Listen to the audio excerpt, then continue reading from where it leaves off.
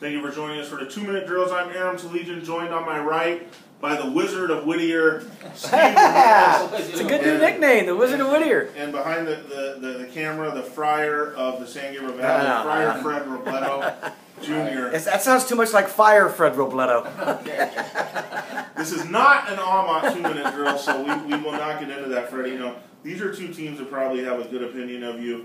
We're talking about a huge one going down in the Del Rio in the Whittier area. The new #1 ranked team in the Southeast Division, and probably pretty deserving of this. La Serna, 6-2, 3-0 in the Del Rio League, taking on, get this, Santa Fe. They're starting to creep back around as far as being a championship program or a championship contender. 4-4 overall. But they're winning at the right time because they're 3-0 in league, Stevie. Yeah, they played really well once the Del Rio League started. They struggled in the they probably overscheduled themselves a bit. Yep. Which they had done in the past, and I've seen them, you know, go 1-4 in non-league or even 0-5 and come back and win the league. If you don't mind me interrupting you, I'll just say what that is.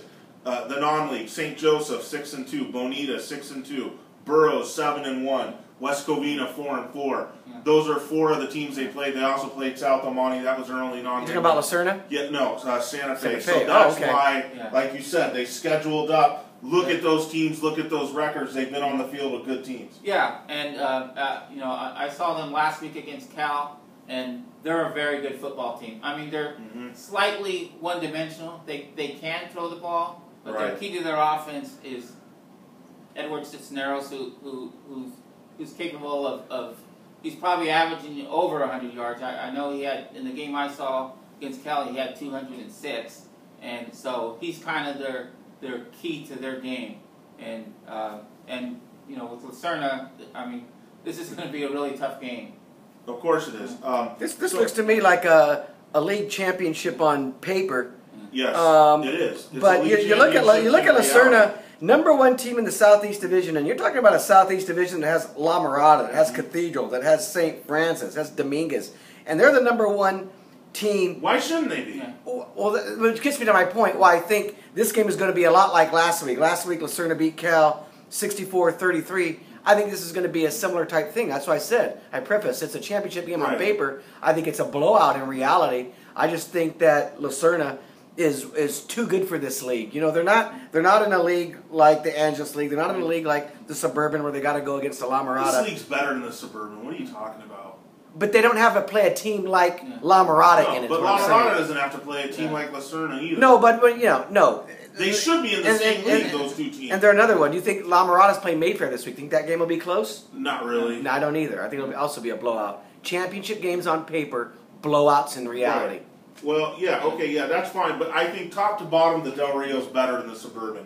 Okay, there's no Glens, Artesias, and whatever's in here. The bottom in this league, what, El Rancho, okay, 0-8, they're having a bad year. But Pioneer, I mean, they're historically strong this year. You know, Cal's a competitive team. We saw them bang around with San Marino for a little while, whatever. Yeah. But the 2 best leagues in this division by far are the Angeles and San Gabriel Valley. It's not even close. I think you're probably right, I would say, and I think the Angeles is probably better than the San well, San Gabriel Valley's got Dominguez. Oh, yeah, Downey, Warren. They've got Warren, who's 7-1. You're right. They got Downey. You know, they've played a great schedule in although they're 4-4. I mean, they have Paramount, which has the best running back in the Pac-5 last year. But he transferred back to Paramount, and they're not even doing that well with that Vander kid. That should tell you something. I think the Pacific is probably the worst league in this division. Yeah. Even though they've got the Burroughs. Pacific has the CIF champ from last year. I know. Crescenta Valley, 14-0. They have the defending champ. I still can't believe they won it last year, but we're getting off track. Yes, no, Freddie, this division, we're getting away from this league and this game because we can talk about this. It's a great division for playoffs. Yes, it is. Great division for playoffs. It absolutely is because anything can happen. Yeah. La Mirada was #1 last year. They got bumped by Salesian, an at-large team in the first round that made it all the way to the semifinals. St. Francis was #1 last year. They don't make it out of the second round because La Serna beats them. These teams, you know what it is, Fred, is that, the talent fluctuates a little bit, but you're talking about programs like La Serna, La Mirada, the teams that you mentioned, Downey. They're used to playing in big games. So when La Serna gets on the field last year against St. Francis, They're not intimidated. Yeah. They're saying we've been to 4 straight championship games or 3 straight championships. We're the defending champs in the division. We're not scared of you, St. Francis. And they go out and beat them.